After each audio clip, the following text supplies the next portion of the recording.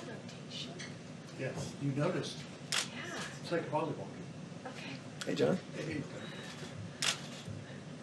you'll be servants. It's like a math model. It's kind of exciting. I love that. This is like, now I can predict where you're going next. I know, but we get used to like being in our spots. I noticed that. It's It's the kind of Fibonacci disruptive. sequence. Let's see how good it is. Keeps us on our toes. I like it though. Hello, everybody. Hello, thank you very much. Thank you. Beautiful day. Very good what you're doing. Look at all those empty seats. Never seen it like that. Oh boy, how the world has changed. How the world has changed, right? But it's going to end up being better than ever. I want to thank you very much for being here, and I'd like to update you on the steps we're taking on our ongoing fight to defeat the virus. This morning at 7:55, I spoke to the leaders of the G20, had a great meeting, and we have a lot of different ideas, a lot of good ideas. We're working together. The leaders gathered virtually around the world to discuss the whole subject of the problem that right now 151 nations have got. We had President Alberto Fernandez of Argentina, Prime Minister Scott Morrison of Australia, President Jair Bolsonaro of Brazil, Prime Minister Justin Trudeau of Canada, President Xi of China, President Emmanuel Macron of France, Chancellor Angela Merkel of Germany, Prime Minister Modi of India, President Widodo of Indonesia, Prime Minister Giuseppe Conte of Italy, Prime Minister Shinzo Abe of Japan. Congratulations to Japan on making a great decision on the Olympics. Going to make it next year, 2021. President Andres Manuel Lopez Obrador of Mexico. I want to thank the President of Mexico for having done such a great job with respect to the military. We have 27,000 Mexican soldiers on our southern border, and very few people are getting through, I can tell you that. We got to keep it that way. And we have a great relationship with Mexico now. President Putin of Russia, King Salman of Saudi Arabia, President Ramaphosa of South Africa, President Moon of, as you know, a country that we spend a lot of time in, South Korea. We're working very hard on that. Prime Minister Sanchez of Spain, President Erdogan of Turkey, Prime Minister Boris Johnson of the United Kingdom, President of the European Commission, Ursula von der Leyen, President of the European Council, Charles Michel, United Nations Secretary General Antonio Guterres, World Health Organization Director Tedros Adhanom, World Bank President David Malpass, and the International Monetary Fund Managing Director Kristalina Georgieva. So that's a big group, but it's a great group. It's and they were all there, every one of them, and we talked about the problem, and hopefully it won't be a problem for too much longer. The United States is working with our friends and partners around the world to stop the spread of the virus and coordinate our efforts. We discussed how vitally important it is for all of our nations to immediately share information and data, and we've been doing that to a large extent, but we'll do it even more so, and to inform our, I guess you could say, form each of us on the fight that we've got going one way or the other. It's a little bit different, but we're handling it a little bit in different ways. But there is great uniformity, I think. It was a terrific meeting, tremendous spirit among all of those countries. You had 20 countries plus the other people that I mentioned, and tremendous spirit to get this over with. After the meeting with the world leaders, I spoke with the governors of our 50 states and territories. Our team has been in constant communication with the governors, and we had a terrific meeting. Somebody in the fake news said that one of the governors said, "Oh, we need Tom Brady." I said, "Yeah." He meant that in a positive way. He said, "We need Tom Brady. We're going to do great." And he meant it very positively, but they took it differently. They think Tom Brady should be leading the effort. That's only fake news, and I like Tom Brady. Spoke to him the other day. He's a great guy. But I wish the news could be real. I wish it could be honest. I wish it weren't corrupt. But so much of it is. It's so sad to see. Just so sad to see. We had a great meeting. I tell you what, I'm sure you have tapes of the meeting. I'm sure that you were able to get tapes very easily. So you had 50 governors plus. And if you had tapes, you'd see it was really, there's no contention. I would say virtually none.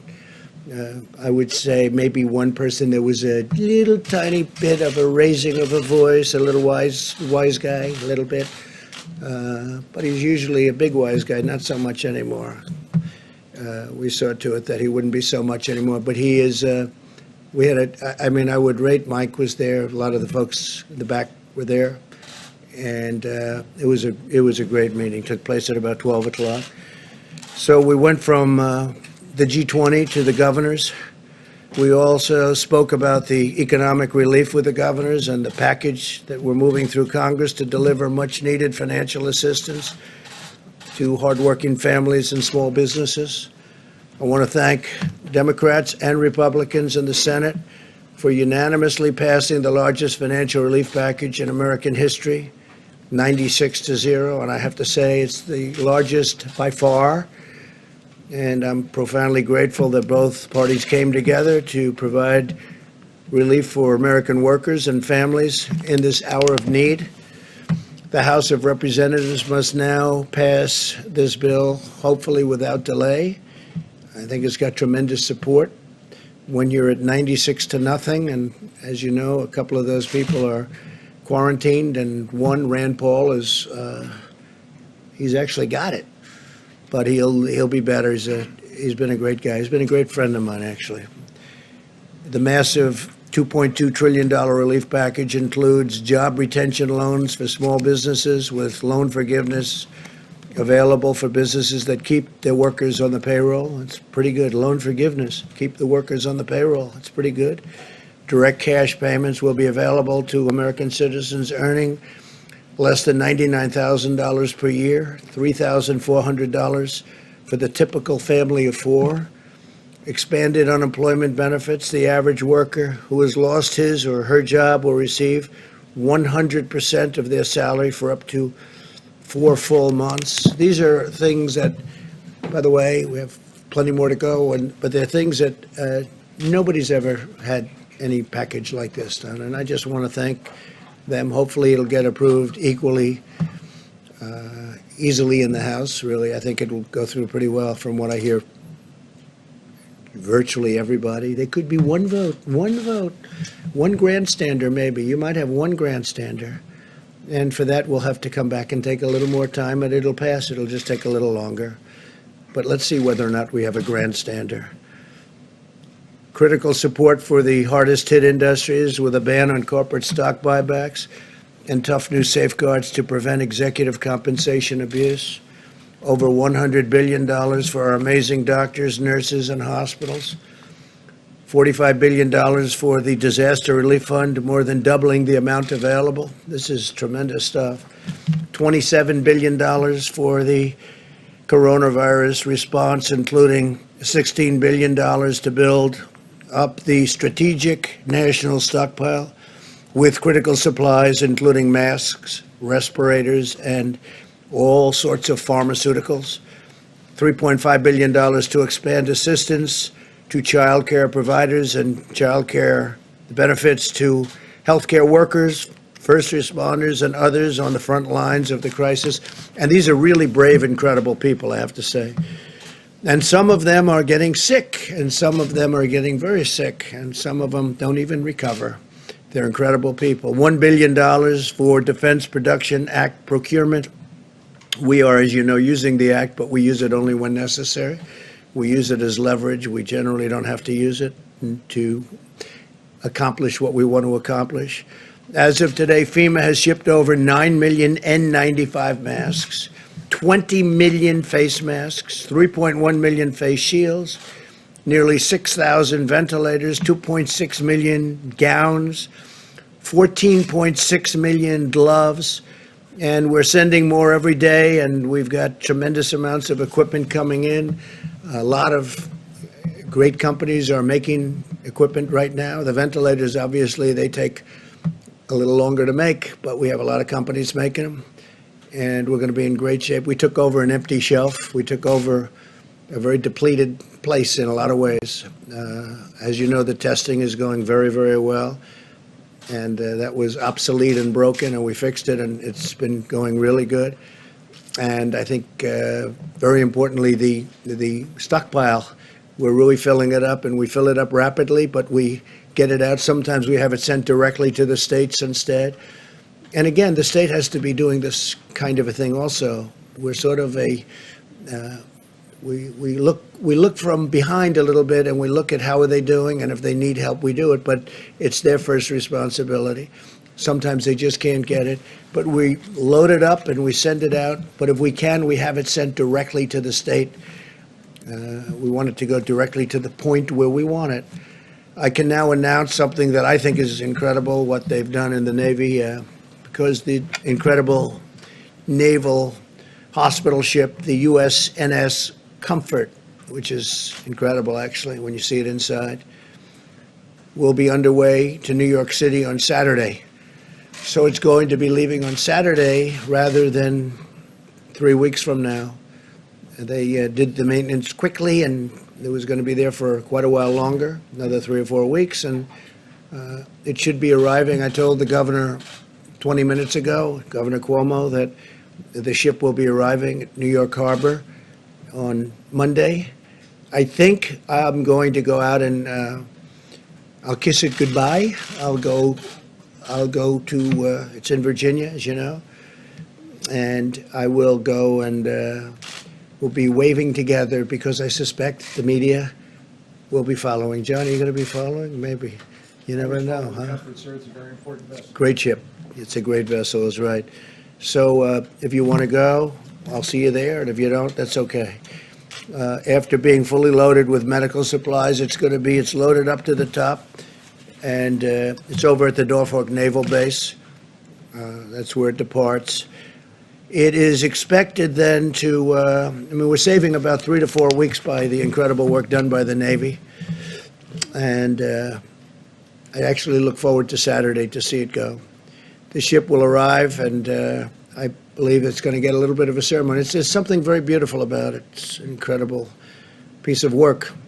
Going to be landing at Pier 90 in Manhattan to provide hospital surge capacity for the New York metropolitan area. So it's a surge capacity. They may use it for this, or they may have other people coming in from hospitals unrelated to the virus, and then they'll use those hospitals on land. They'll use those hospitals for the virus, but we'll see how they do it. They could do it either way, one way or the other, whichever one is best. But it could be, because it's set up so well for a regular hospital, that they may take people out of hospitals and then use those rooms for the virus. The National Institute of Health and the private sector, working closely with the FDA, continue to collaborate to discover and test treatments and therapies that can effectively reduce the duration and symptoms of the virus and very much help people to recover. And I'm firmly committed to bringing these treatments to market very quickly. We have a lot of tests going on with regard to different medicines, and I hope we get lucky. I hope we hit. A lot of talented scientists and doctors are working on therapeutics, a cure, vaccines. I think we're doing very well. Tony may speak to that a little bit later, but I think we're doing very well with regard to the vaccines. I think we're doing well with regard to a lot of the things I just mentioned, but we'll have to see what happens. We're going to know fairly soon about a lot of them. But it's very advanced, and the vaccines are very advanced prior to, as you know, a fairly reasonably long test period of in that case over a year. Every American should be proud of the incredible spirit our country has brought to this effort. It's been incredible. Citizens from all walks of life have come together to turn the tide in this battle. We're witnessing the extraordinary power of American unity like a lot of people have never seen. Even getting a vote. You're talking about trillions of dollars and you get a vote of 96 to nothing. We are waging war on this virus using every financial, scientific, medical, pharmaceutical, and military resource to halt its spread and protect our citizens. I want to express our tremendous thanks to the American people for continuing to practice social distancing like you people are practicing right here. I don't know, this room may never be the same. Maintaining good hygiene and follow government guidelines. Vice President Pence lifts up that card every time. And it's not very complicated, but hopefully you can do that. And your commitment will make all the difference in the world. And that's one of the big ones will be, for a while, stay home. Just relax, stay home. Making a lot of progress. As we continue to gather more information and accelerate the testing, where we're doing record numbers of tests now, far more than any other country has done. I told you yesterday, 8 days here, because you heard so much about South Korea. The media kept talking about South Korea, South Korea. We have a great relationship with President Moon in South Korea. But when I hear so much about South Korea, so in 8 days, we do more testing than they did in 8 weeks. And it's a very highly sophisticated test. We'll be able to deploy even more data-driven and targeted approaches to slow the ultimately, it's a very devastating thing, but we will vanquish this virus, and it's a lot of progress has been made. That's why earlier today I sent a letter to America's governors describing how we will be using the data to update existing guidance on social distancing, which will be developed in close coordination with our nation's public health officials and scientists. Because of the sacrifices of our great doctors and nurses and healthcare professionals, the brilliance of our scientists and researchers, and the goodness and generosity of our people, I know that we will achieve victory and quickly return to the path of exceptional health, safety, and prosperity for all of our citizens.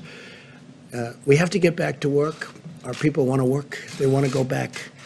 They have to go back. And we're going to be talking about dates. We're going to be talking with a lot of great professionals. But this is a country that was built on getting it done. And our people want to go back to work. I'm hearing it loud and clear from everybody. So we'll see what happens. We're going to have a lot more information early next week, and we'll be reporting that back. But I just want to leave it with you. We have to go back. This is the United States of America. They don't want to sit around and wait, and they'll be practicing. And by the way, a lot of people misinterpret when I say go back. They're going to be practicing as much as you can, social distancing and washing your hands and not shaking hands and all of the things that we talk about so much, but they have to go back to work. Our country has to go back. Our country is based on that. And I think it's going to happen pretty quickly. A lot of progress is made, but we got to go back to work. We may take sections of our country, we may take large sections of our country that aren't so seriously affected, and we may do it that way, but we've got to start the process pretty soon. So we'll be talking to you a little bit more about that next week. And with that, if you have any questions, you could ask, and then I'm going to have Vice President stay behind, and he's going to take questions and also introduce some of the people. You could ask them some questions. John, please. Mr. President, with the unemployment numbers out today, 3.3 million. Yeah. I take it not a surprise. No, not at all. But still a staggering number. Oh, I'm sure. wondering about your perspective on that. Well, it's nobody's fault, certainly not in this country. Nobody's fault. We got very lucky when we made a decision not to allow people in from China at a very early date. I say that because some people don't want to accept it, but this was a great decision made by our country. or there's the numbers that you're talking about. We're a big country. That'd be far greater, far bigger. So when I heard the number, I mean, I heard it could be 6 million, could be 7 million. It's 3.3 or 3.2. But it's a lot of jobs. But I think we'll come back very strong. The sooner we get back to work, every day that we stay out, it gets harder to bring it back very quickly. And our people don't want to stay out. So I know those numbers, John, but I think you'll see a very fast turnaround once we have a victory over the hidden enemy, as I say. It's a hidden enemy. Sometimes a hidden enemy is a lot tougher than somebody that stares you in the face, right? So we'll see what happens. But, I mean, they're fully expected numbers, at least. Steve, please. The U.S. proposal to deploy some troops along the Canadian border. Yeah. And Prime Minister Trudeau was complaining about that. Why is that necessary? Well, we have very strong deployments on the southern border, as you know, with Mexico, and we had some troops up in Canada, but I'll find out about that. I guess it's equal justice to a certain extent. But in Canada, we do have troops along the border. We have a lot of things coming in from Canada. We have trade, some illegal trade that we don't like.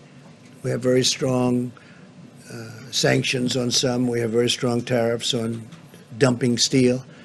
And we don't like steel coming through our border that's been dumped in Canada so they can avoid the tariff. I charge a lot of tariff for the steel. And it's been great for our steel companies because now they can really go. You look at what's happened with steel. It's been pretty incredible. But we've taken in billions and billions of dollars in tariffs on steel. And much of it comes in from China, but they can come through the Canadian border too. So we're always watching for that. If I'm reading the numbers correctly, the United States now has surpassed China as the country with the highest number of virus cases. Does this surprise you at all? Is it following a predictable trajectory? No, I think it's a tribute to our testing. Number one, you don't know what the numbers are in China. China tells you numbers, and I'm speaking to President Xi tonight, I believe, and we'll have a good conversation, I'm sure. But you just don't know, what are the numbers? But I think it's a tribute to the testing. We're testing tremendous numbers of people. And every day, the way the system works, and I want to thank especially Roche has been fantastic, great company. They've done a tremendous amount. Deborah was telling me before that they've really stepped up to the plate and done great, as have other of the companies, but it seems that they're really doing it particularly well. So, we'll see what happens there, but it's a tribute to the amount of testing that we're doing. We're doing tremendous testing, and I'm sure you're not able to tell what China is testing or not testing. I think that's a little hard. Yeah, Mr. President, on the 3.3 jobless claims, you just suggested it could 6 to 7 million. A lot of those workers. No, I didn't say that. No, you're wrong. I didn't say that. I said some people were projecting that it would be 6 or 7, and it's, I believe, 3.3. Came in at 3.3. Yeah. Millions of Americans out of work. Some of them will be losing their insurance. What's your plan to make sure, through no fault of your own, as you just mentioned, that they stay insured? Are you willing to plus up the subsidies for some of the exchanges under Obamacare, expand Medicaid? What's being considered? The things I just read to you are being considered, and other things are being considered. People are going to be getting big checks, and it's not their fault. What happened to them is not their fault. So we're doing a lot of different things on health insurance. We have meetings on it today. We're taking care of our people. This is not their fault, what happened, and we're taking care. We're starting off by sending them very big checks. I think for a family of 4, it's about $3,000. And we're taking care of our people. We're taking care of our workers. This was not, as I say, this was not a financial crisis. This was a health crisis, a medical crisis. We're going to take care of our people. Please. Yeah. Please. The National Restaurant Association came out with a survey this morning saying that 3% of all restaurants in this country have shuttered for good in the past 3 weeks. And the projection is that 11% more are going to close in the next 30 days. So what do you say to a restaurant owner who is looking at his sheets and thinks he has to close within the next 30 days? Well, I know the business very well. I understand the restaurant business. It's a very delicate business. It's a business that it's not easy. I always say in a restaurant business, you can serve 30 great meals to a person or a family, and they love it. One bad meal, Number 31, they never come back again. It's a very tough business, but they're great people that run restaurants. And I've heard 3% could be lost, and you could go as high as 10 or 11%, but they'll all come back in one form or another. It might be a different restaurant, but it's going to be a great business for a lot of people. And we're making it easy for people to look what we're doing in terms of loans, what we're doing in terms of salaries.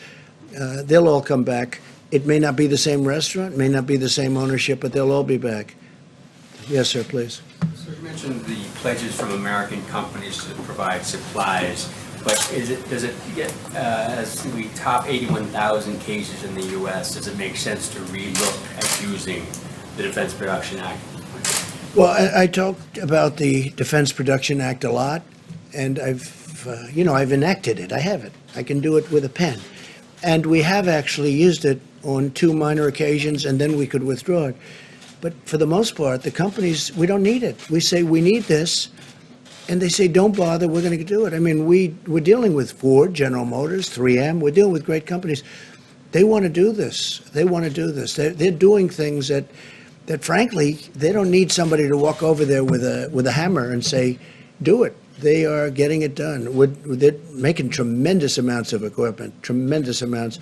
And when this is over, we're going to be fully stockpiled, which they would have never been, except for a circumstance. This was something that nobody has ever thought could happen to this country. I'm not even blaming. Look, we inherited a broken situation, but I don't totally blame the people that were before me and this administration. Nobody would have ever thought a thing like this could have happened. But the Production Act, Defense Production Act, is a wonderful thing, but I just haven't had to use it. They know it's activated. They know I can use it. Maybe that frightens them a little bit. It's got tremendous power, but I haven't had to. Please. Thank you, sir. A question for me, and then another question, if you'll let me, for some of my colleagues who are social distancing. Where are they? They're all outside trying to get in, I know. The first question has to do with cruise liners like Carnival and Royal Yeah. Caribbean. They want this relief aid, but they're worried that because they offshored to places like Panama and Liberia, they might not qualify. Senator Hawley has said that they should move back to the United States before they get a check. Do you agree? Should they pay U.S. taxes to get U.S. taxpayer relief? So I'm a big fan of Senator Hawley, and I also like the idea.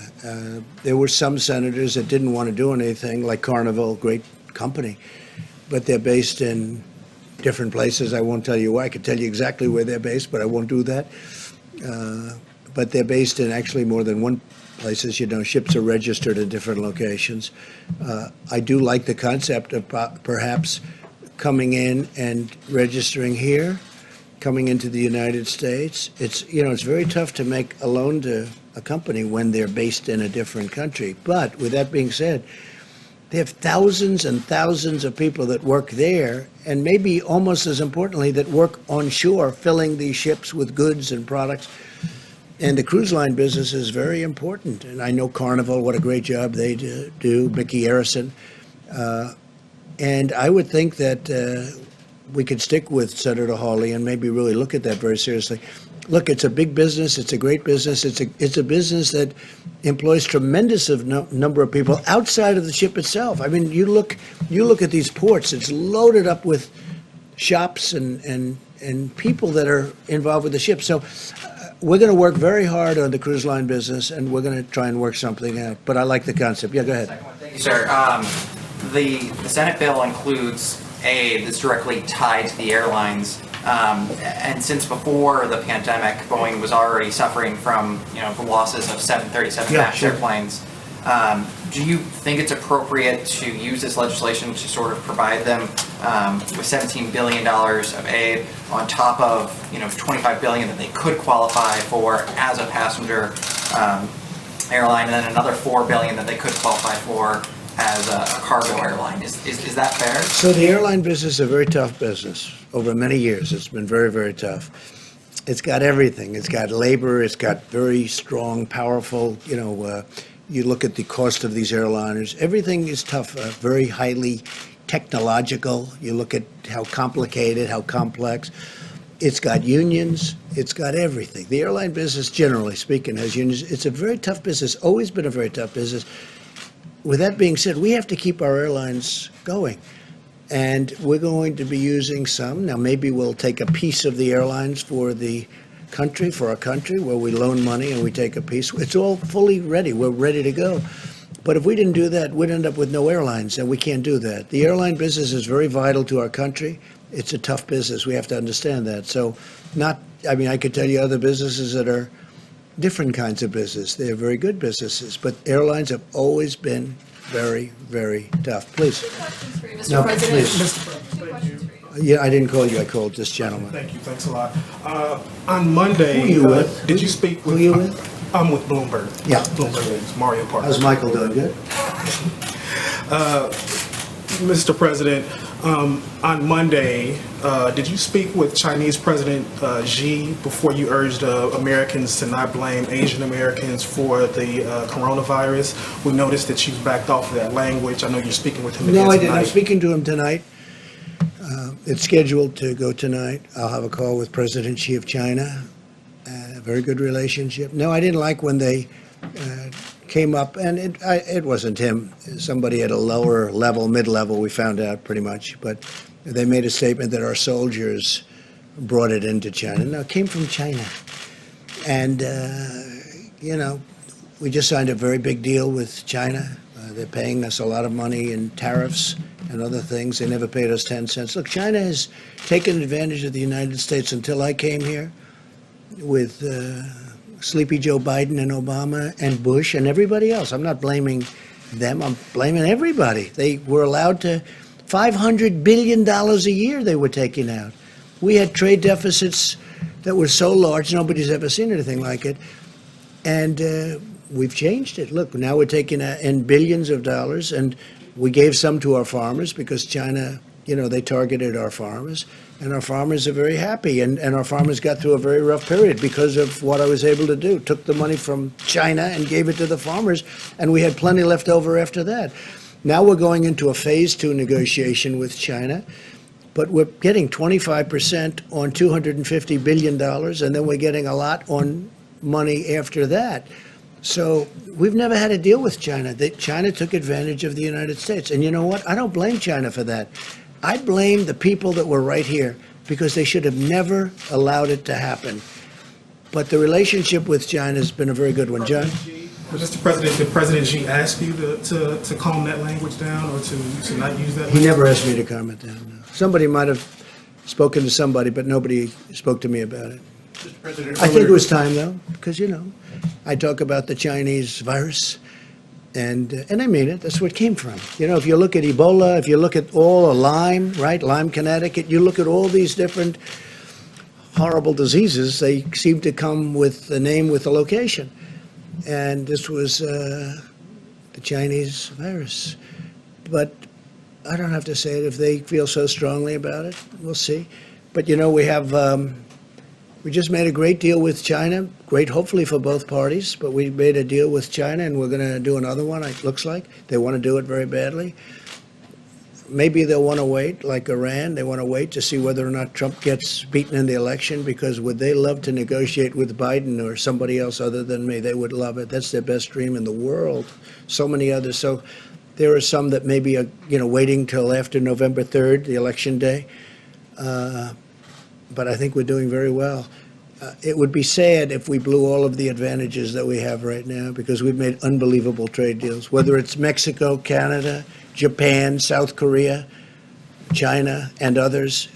We have changed the whole thing around. Please. Mr. President, earlier today you sent a notification letter to the nation's governors saying that you will soon come out with new guidelines about social distancing and other items. Do you have any data yet to suggest which specific areas of the country may have their guidelines relaxed, which areas of the country may have their guidelines I think tightened? Deborah will talk to you about that, and Tony in a few minutes, but I think we'll start talking about that, because we have to open up. We can't say, let's close. People don't want to close, John. I say it again and again. The reason I do, because I want you to report it eventually.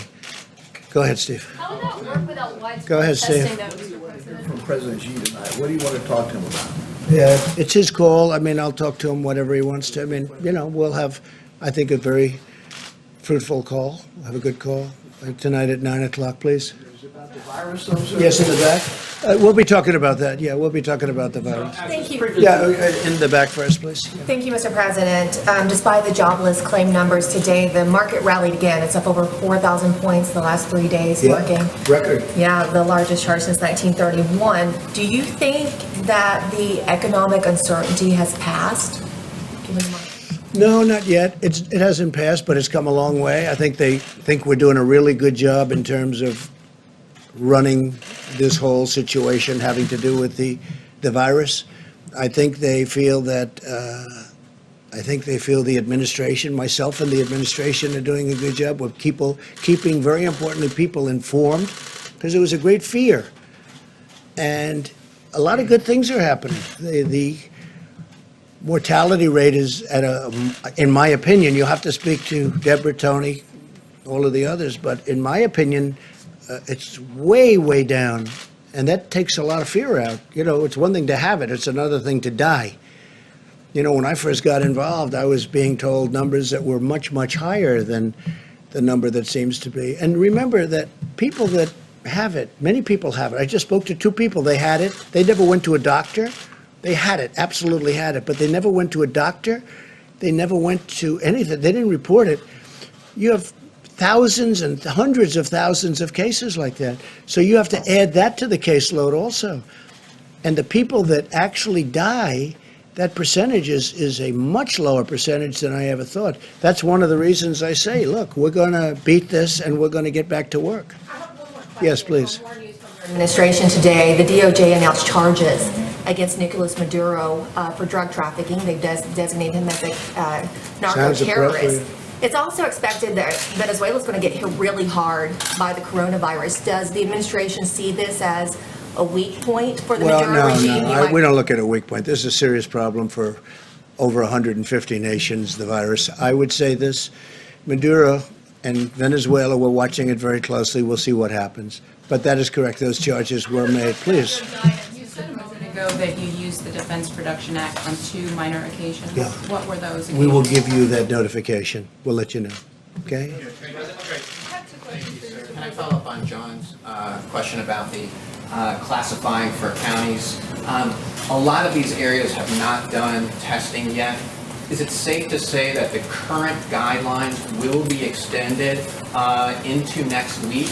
Will you wait to change those guidelines until you have the data yet? I want those guidelines to go even when we're open and fully operational. And frankly, much of the guidelines, like shaking hands, maybe people aren't going to be shaking hands anymore. You know, Tony had mentioned to me, Tony Fauci, the other day that I don't think he would be too upset with the concept of not shaking hands. He was saying that the flu would cut down, the regular flu would be cut down by quite a bit if we didn't do that, if we didn't shake hands. You know, the regular flu, of which, you know, you have a lot of deaths and a lot of problems with that too. So I think a lot of great things are going to, when we're open, just to finish, when we're open, as soon as we open, that doesn't mean you're going to stop with the guidelines. You'll still try and distance yourself, maybe not to the same extent because you have to lead a life. But I think the time is coming. How about one more question? Go ahead, in the back, please. Thank you very much, Mr. Go ahead, President. please. I also have 2 questions because I'm asking on behalf of foreign press as well. So one domestic question, one international. Domestically, you just tweeted the other day saying that it's very important that we totally protect Asian Americans. Yes, I do. Very important to me. But still millions. Very important to me. We have to protect our Asian Americans. It's a very important. That was a very important tweet to me because I didn't like things that I was hearing. Please go ahead. Well, what's the concrete measure that you're taking to combat the hate crimes against Asians? Well, I don't know. All I know is this. Asian Americans in our country are doing fantastically well. I'm very close to them, as you know, and they're doing fantastically well, and I think they appreciate the job we're doing. But I did want to put that statement out, the social media statement, because to me, Asian Americans are a great part of our country. Thank you all very much. We'll see you soon. Thank you. I have 2 questions for you, Mr. President. On your guidance for the county by county, how does that work, Mr. President? Will people be able to go from county to county if it's high risk and low risk? Well, good afternoon, everyone. The White House Coronavirus Task Force met today. We continue to move out on President Trump's directive to slow the spread with mitigation. to advance and expand testing across the country, and to work on the critical supplies that our healthcare workers in our nation needs. Today, the President convened the nation's governors, all of the states and territories, and reiterated to them that with FEMA in the lead, our approach is, our response to the coronavirus in this country is locally executed, healthcare workers, local public health officials. It is state managed, and it is federally supported.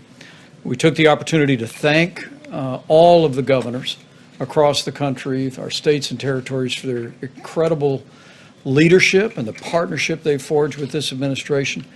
We were able to confirm that 10 major disaster declarations have been issued, most recently to New Jersey, North Carolina, Florida, Texas, and Illinois. We spoke to them about the importance of the economic recovery legislation that will come before the House of Representatives, we believe, tomorrow midday, and we're grateful for their efforts in working for that unanimous bipartisan vote in the United States Senate last night. In addition to direct payments for American families, the average family of 4 will receive a direct payment of some $3,400. They'll also receive payroll report. Many of the small businesses, even those restaurants that you just spoke about, will now be able to keep people on the payroll for a period of months, even if the restaurant or the business is not open.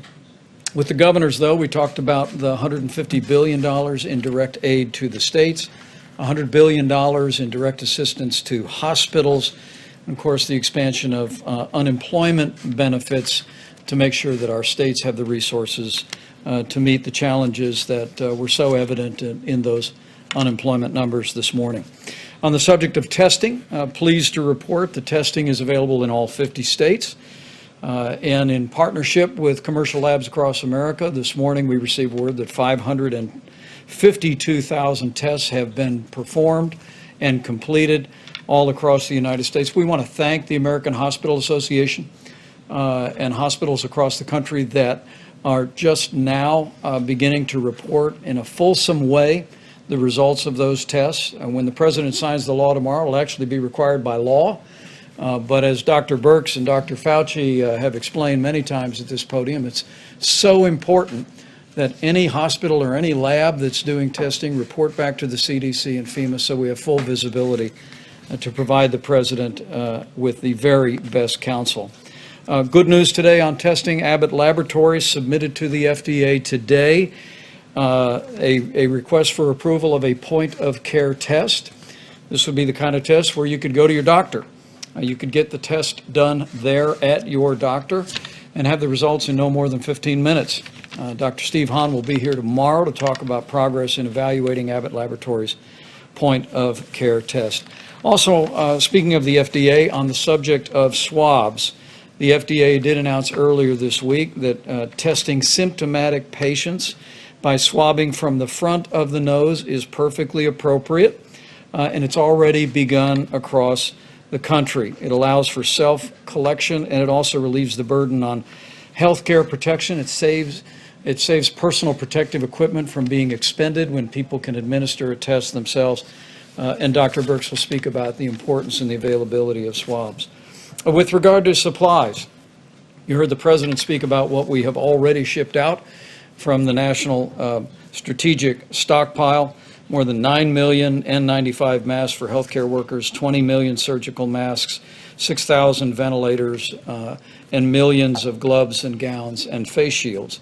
In addition to that, we are working with a number of suppliers to manufacture ventilators, even while we work with state leaders to assess not just what ventilators are available in their state hospitals, but what ventilators are available in private hospitals across their state. And governors across the country are doing great work evaluating the full supply of tens of thousands of ventilators that are available.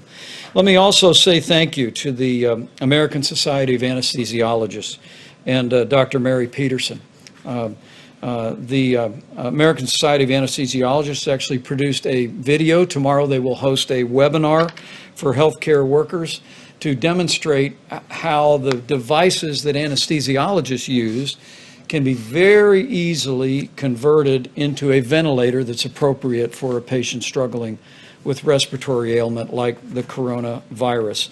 And we're very grateful. This actually adds tens of thousands of devices to the supply, and we're all truly grateful to Dr. Peterson and the whole association for their full cooperation. With 5 of 10 counties in the country being the top counties for coronavirus, being in the New York City metropolitan area, let us reiterate our recommendation that any resident of the greater New York City area who has traveled elsewhere in the United States, please check your temperature, mind your health, and self-isolate for 14 days. What we don't want, again, with 5 of the top 10 counties for coronavirus being in the greater New York City area, we don't want anyone, and no one would want to, inadvertently carry the coronavirus to a community or to a family member inadvertently because they've come out of that community. So again, as Dr. Fauci said recently, if you've come out of New York over the last several weeks, before the mitigation measures are put into effect, in particular, check your temperature, mind your health, and self-isolate for 14 days. It is inspiring as I prepare to introduce Dr. Birx to talk about the data that we're monitoring on a regular basis, and Dr. Fauci to talk about mitigation. Let me conclude by saying how inspiring it is to see the way America and the American people are responding to this moment. We all were awakened this morning with record unemployment numbers, not unexpected during the time of national crisis that we are facing. But what you may not know is that while there were some 3 million plus new unemployment claims, Walmart announced they're hiring 150,000 new associates through the end of May. Amazon, a few weeks back, announced they're hiring 100,000 additional warehouse employees to meet a growing demand at Amazon for online purchases. CVS Health is going to provide bonuses to their employees working with patients and hire 50,000 workers. And Pizza Hut, I'm told, is planning to hire more than 30,000 permanent employees. And that's just a short summary of a list that totals almost 500,000 jobs that have been announced by businesses around America. And it's not just been about jobs, it's been about generosity. Anheuser-Busch is making a $5 million donation to the American Red Cross to support first responders. OYO Hotels is offering doctors, nurses, and first responders free rooms at any of their 300 hotels all across America. And the pharmaceutical company, AbbVie, is actually donating $25 million to the International Medical Corps and to Feeding America. American businesses are stepping up to partner with us to meet this moment, but they're being incredibly generous as well to all of those that are stepping in the lead and providing health care services and, of course, to those most in need. We can do this, America, but it'll take all of us. As the President often says, we're all in this together. But as millions of Americans do their part, with 15 days to slow the spread, putting into practice the President's guidelines for combating the coronavirus and its spread, we grow more confident every day that this too shall pass with the cooperation and generosity and prayers of the American people. I just know that we will slow the spread, we will protect our most vulnerable, and we will heal our land. And now for information on the latest on data and what we're seeing, Dr. Deborah Birx. Thank you. Thank you, Mr. Vice President. So just as a summary of where it looks domestically, I won't talk so much about the global issues at this time. We do have 19 out of our 50 states, to be reminded, that had early cases but have persistently low level of cases, and at this point have less than 200 cases. So that's almost 40% of the country with extraordinarily low numbers, and they are testing. Some of our governors have been very adamant about their need for test kits. We have gotten them test kits. When we had Abbott add about a week ago to the test kits, we've been able to open up additional test kits for states that want to do surveillance and want to do contact tracing. These 19 states are doing still active containment.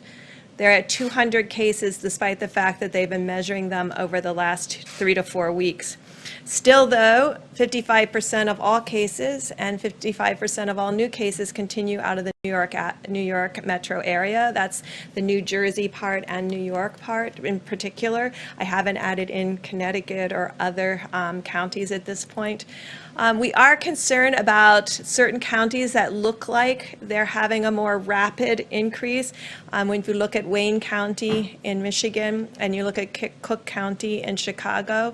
So we have integrated all of our information to not only look at where the cases are today, but how they're moving, so we can alert FEMA to where we think the next potential hotspot is. All of the counties that I've mentioned, the hotspots are in urban areas or in the communities that serve that urban area. And I think that's something very important to remember as we move forward. Because of the innovations within our private sector, we continue to have these new platforms added for laboratory testing. And these become critical platforms for states that have very low rates and very low rates needed to test. Why is that important? Some of these machines have wells and plastic plates that, in order to be effective, you have to put on about almost 96 samples. And others are made for 4 samples or 24 samples at a time. So what's critical for us to be able to do is to match the need to the county and state. And that's the role that we can provide advice on, because we get to see across the whole country and where those items are needed most. And so this is allowing us to adapt and adopt really allocation of tests or recommendations to state of what piece of equipment they may need. Of the 550,000 tests, you can do the math, but we're still running somewhere about 14% overall. That means 86% of the people with significant symptoms, because remember, you had to have a fever and symptoms to get tested at this point. So still 86% are negative. These are really important facts for the American people. I'm sure many of you saw the recent report out of the UK about them adjusting completely their needs. This is really quite important. If you remember, that was the report that said there would be 500,000 deaths in the UK and 2.2 million deaths in the United States. They've adjusted that number in the UK to 20,000. So 500,000 to 20,000. We're looking into this in great detail to understand that adjustment. I'm going to say something that's a little bit complicated, but I'm going to try to do it in a way that we can all understand it together. In the model, either you have to have a large group of people who are asymptomatic, who've never presented for any test, in order to have the kind of numbers that were predicted. To get to 60 million people infected, or of 6 million people infected, you have to have a large group of asymptomatics, because in no country to date have we seen an attack rate over 1 in 1,000. So either we're only measuring the tip of the iceberg of the symptomatic cases, and underneath it are a large group of people. So we're working very hard to get that antibody test, because that's a good way to figure out who are all these people under here and do they exist. Or we have the transmission completely wrong. So these are the things we're looking at, because the predictions of the models don't match the reality on the ground in either China, South Korea, or Italy. We are about 5 times the size of Italy. So if we were Italy and you did all those divisions, Italy should have close to 400,000 deaths. They're not close to achieving that. So these are the kinds of things we're trying to understand. Models are models. We're adapting now to the reality. There's enough data now of the real experience with the coronavirus on the ground to really make these predictions much more sound. So when people start talking about 20% of a population getting infected, it's very scary. But we don't have data that matches that based on the experience. And then finally, the situation about ventilators. We were reassured in meeting with our colleagues in New York that there are still ICU beds remaining, and there's still significant, over 1,000 or 2,000 ventilators that have not been utilized yet. Please, for the reassurance of people around the world, to wake up this morning and look at people talking about creating DNR situations, do not resuscitate situations for patients. There is no situation in the United States right now that warrants that kind of discussion. You can be thinking about it in a hospital, certainly many hospitals talk about this on a daily basis, but to say that to the American people, to make the implication that when they need a hospital bed, it's not going to be there, or when they need that ventilator, it's not going to be there. We don't have an evidence of that right now. And it's our job collectively to assure the American people that it's our collective job to make sure that doesn't happen. Right now, you can see these cases are concentrated in highly urban areas. There are other parts of the states that have lots of ventilators in other parts of New York State that don't have any infections right now. So we can be creative, we can meet the need by being responsive, but there's no model right now, no reality on the ground where we can see that 60 to 70% of Americans are going to get infected in the next 8 to 12 weeks. I just want to be clear about that. So we're adapting to the reality on the ground. We're looking at the models of how they can inform, but we also are learning very clearly from South Korea and from Italy and from Spain. Just a final, because I know many of you will look up my numbers. The only people who are over really 1 in 1,000 cases are people that have very small populations, like Monaco and Liechtenstein. So you will see a different number coming from when your population is really tiny. One case can put you over 1 to 1,000 or 2 to 1,000. Thank you. Good. We'll do questions in a moment. Dr. Thompson. Thank you, Mr. Vice President. I'm going to change the topic just a little bit because there was a questions that came up, and I've been asked about this on a couple of media interactions regarding the interventions that we're talking about. And it's important because it's about something that I said yesterday about what we would likely see. Whenever you put the clamps down and shut things down, you do it for two reasons. You do it to prevent the further spread, as we call mitigation, but you also do it to buy yourself time to get better prepared for what might be a rebound. It may be a rebound that we get things really under control, and then you pull back, which ultimately we're going to have to do. Everybody in the world is going to have to do that. You're either going to get a rebound or it might cycle into the next season. So what are we going to do to prepare ourselves for that? One of the most important things is one that I mentioned several times from this podium, and that is to clarify a bit about the timeline for vaccines. And would that have any real impact on what we would call a rebound or what we would call a cycling in the season?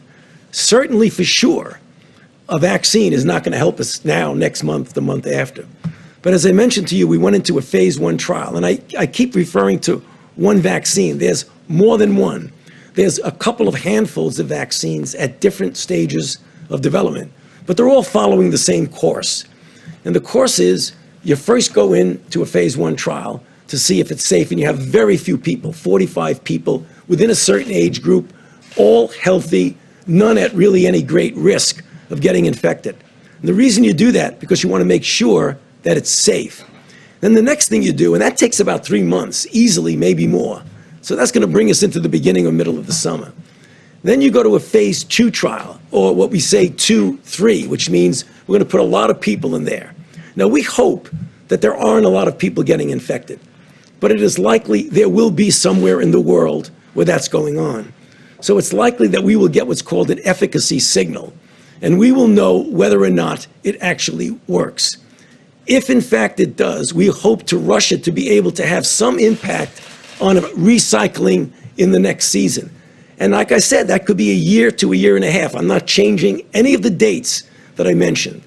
But one of the things that we are going to do that you need to understand that has been a stumbling block for previous development of vaccines, and that is even before you know something works, at risk, you have to start producing it. Because once you know it works, you can't say, great, it works. Now, give me another 6 months to produce it. So we're working with a variety of companies to take that risk. We didn't take it with Zika. That's why, we have a nice Zika vaccine, but we don't have enough to do it because there's no Zika around. Same with SARS. So that's one of the things we're really going to push on, is to be able to have it ready if, in fact, it works. Now, the issue of safety, something that I want to make sure the American public understand. It's not only safety when you inject somebody and they get maybe an idiosyncratic reaction, they get a little allergic reaction, they get pain. There's safety associated. Does the vaccine make you worse? And there are diseases in which you vaccinate someone, they get infected with what you're trying to protect them with, and you actually enhance the infection. You can get a good feel for that in animal models. So that's going to be interspersed at the same time that we're testing. We're going to try and make sure we don't have enhancement. So the worst possible thing you could do is vaccinate somebody to prevent infection and actually make them worse. Next, and finally, with regard, I'll get you to your question. Finally, with regard to therapies. I mean, we keep getting asked about therapies. There's a whole menu of therapies that are going into clinical trial. As I've told you all, and I'll repeat it again, the best way to get the best drug as quickly as possible is to do a randomized controlled trial so that you know, is it safe and is it effective? If it's not effective, get it off the board and go to the next thing. If it is effective, get it out to the people that need it. So you're going to be hearing over the next month or more about different drugs that are going to go into these randomized controlled trials. And I feel confident, knowing about what this virus is and what we can do with it, that we will have some sort of therapy that give at least a partial, if not a very good protection in preventing progression of disease. And we'll be back here talking about that a lot, I'm sure. Thank you. Tony, you can take a question. If I could just go back to what you're saying about this idea of risk in drug manufacture, are you saying that at some point in the phase 2 trials, that if you're seeing some form of efficacy, that you may try to convince a laboratory to spool up production at that point so that there's a reservoir? Even before. When I go into phase 2, I'm going to find somebody that's going to make it. Well, partially the federal government, I think in some respects to de-risk it, but also investments by the companies. A lot of companies are not shy now about doing that.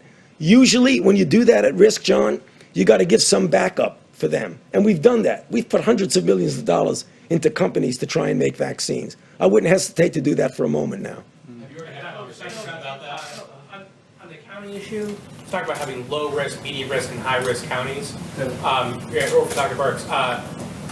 But there's no domestic travel restrictions. What's to prevent somebody from a high-risk county going to a low-risk county?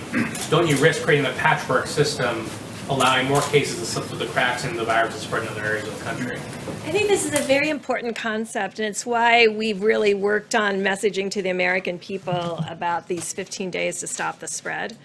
Because part of this will be the need to have highly responsible behavior between counties. And I think the American people can understand that they will understand where the virus is because we'll have the testing data and where it isn't, and make sure that they're taking appropriate precautions as they move in and out of spaces. I think this will be critical for our future as we work together to really understand where the virus is and where it isn't in real time. Dr. Birx, I might just follow up on sort of your modeling. Everyone's talking about this Neil Ferguson study out of Imperial and how the modeling's changed. You last week said, or it was on Monday, that you talked about a serology test, something promising coming out of Singapore. Where are we on a serology test? The president said very quickly. And then is that what you need to do some sort of community survey so you can get to some of these X and Z's so you can figure this all out? So we're talking to CDC right now. They are extraordinary in outbreaks and contact tracing. So they are going to be the workforce behind any new strategy that looks at counties that need to completely move into containment and surveillance and contact tracing. But part of what they're looking at now is where are these antibody assays? To be clear, there is antibody assays available right now, but they're by ELISA. And what we're trying to do is not just do ELISAs, because they can use that now, but to be able to have point-of-care rapid diagnostics like we have with HIV, where you just get a drop of blood, you put it on a little cassette, and it tells you if you're positive or negative. So that's what companies are working on. Yes, correct. That's the IgG to measure. Now, remember, that's not going to be helpful in diagnosis. That's going to be helpful for us to know how many asymptomatic cases there are or were. How close are we to figuring out what the asymptomatic rates are? Because that seems to be the big question here on where we are on the iceberg. It is a very big question. And so we have people, the FDA is working on that around the clock. They do have applications that are coming in. We put out a call for applications. I've been talking about it from this podium. If you have an IgG assay, rapid test, not an ELISA. I mean, you could do the ELISA today because the original SARS antigens react very well to the current COVID-19 antibodies that people have, but we're really working on that, both so that we could have therapeutics that could be plasma derived. So thank you, yes, we're very much focused on that. How soon will you be able to classify these counties? Because there's a lot of testing that has not been done yet. Well, you know, there are states, and I just want to really recognize state and local health officials that behind all of this have continued to test and have continued to do surveillance. So we do have states that have been doing surveillance all along, who have been doing contact tracing all along. It never gets reported because it's not, you know, it's not that exciting that they've identified 10 cases. But there are states doing that and have been doing it throughout this entire outbreak, and that's why we have some confidence that that testing has been going on. We have to expand testing for surveillance. But this is that, we talked about a little bit yesterday, the flu platform. So the flu platform is driven off of emergency rooms and hospitals reporting flu-like illness to their state and local governments. And that then will trigger the individuals to get tested. So we have a platform that states and local governments are completely used to. They're not used to doing it this late in the season. They'll do it usually through the end of March, but flu usually tails off a lot by April. So we're asking them to continue the activation of screening for flu-like illness. Now, that doesn't get to his question about where's the asymptomatics and how much of that. That helps us find cases and contact trace on systematic cases. Different guidance for the places, the counties that don't have the data yet? Will there be different CDC guidelines? So these are very early days of us trying to, what we're trying to do is to utilize a laser-focused approach rather than a generic horizontal approach. And I think in the 21st century, we should be able to get to that. Why am I confident that we can do that? Because we do that in sub-Saharan Africa right now for HIV. That's how we're stopping the epidemic there. So we've done it. We've done it in resource-limited settings. So I do believe we can transpose that approach here to the United States and be able to have, we have granular data down to a GPS coordinate of a site of a clinic and hospital. We think that same thing can be done in the United States. Dr. Birx, quick question on the would you suggest restrictions to states for something like that? Like if there is a high-risk county and the restaurants are open in a low-risk county, wouldn't your fear be that people in that high-risk county go over to the restaurants So that these are are open? dialogues that the federal government has to have with state and local governments because state and local governments make those decisions. And that's what's been inspirational to me of seeing how much the governors understand where they are in their epidemic and what they will need to do in the future. This is what we're trying to tailor. It requires us to have very clear data disaggregation at the county and state level. But I think you've been hearing from us, these outbreaks and clusters, we've been able to very well define to date. The one that was in King County, the one that is now in New York City, the one in New Orleans, the one in Wayne County. So, and we can see that spread throughout the region and those closely related counties. So this is what we're talking about, how to do surveillance, how to do contact tracing, and how to do each of these items to make sure that you prevent that spread. What's your timeline, do you think? What's your timeline for implementing guidance like this? Well, we have to get all of our data together. We owe it to the president. And we owe it to the president to be able to make that decision. So that's what we're working on right now, is getting that granularity. All right, guys, last question. I'll go to John for a second. I can speak to that, though. The president sent a letter to all the governors today indicating that, as every American recognizes, that the importance of 15 days to slow the spread, that we're approaching day 15. And what the president told the governors, that we're going to listen to the very best health experts in the world. We're going to examine that data very carefully, and we'll be presenting this weekend, the president, a range of recommendations and additional guidance for going forward. The president's made it clear that, in his words, he wants to open the country up. But we're going to do that responsibly. And as the president told the governors today, we'll do that based on the data. John, one last one. Mr. Vice President? I'll go to John, a little slip away. Unless there was a last-minute glitch, we should probably see Phase 3 pass the House tomorrow. Already, there are many members who are talking about the need for a Phase 4. Do you see the need for a Phase 4? And if so, what do you think should be addressed in it? Well, first, let me just say again how grateful the president and I know governors across the country are for the extraordinary bipartisan work that's been done on Capitol Hill.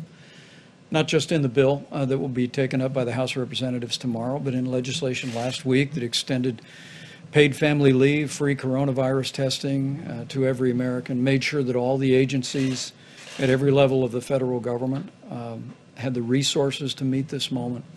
It's really been a very inspiring time. But what the president's made clear to our governors, we're going to do whatever it takes. And already we're hearing from some governors about the need for additional resources. And we will evaluate those very carefully. And I think the Secretary of the Treasury has already indicated, and congressional leadership has already indicated a willingness to remain open to that. The American people know we're all in this together. And the unity that you see on Capitol Hill, the unity that this president has marshaled among governors all across this country in our states and territories will continue to drive forward. We're going to make sure the people on the front lines are our healthcare workers, the people that are serving them, make sure our state governments, make sure every agency of the federal government have everything we need to put the health of America first. We'll see you back here tomorrow. Thank you all. From you, Mr. Vice President? Who's the wise guy? I just have a clarification. The president says the DPA has been used twice.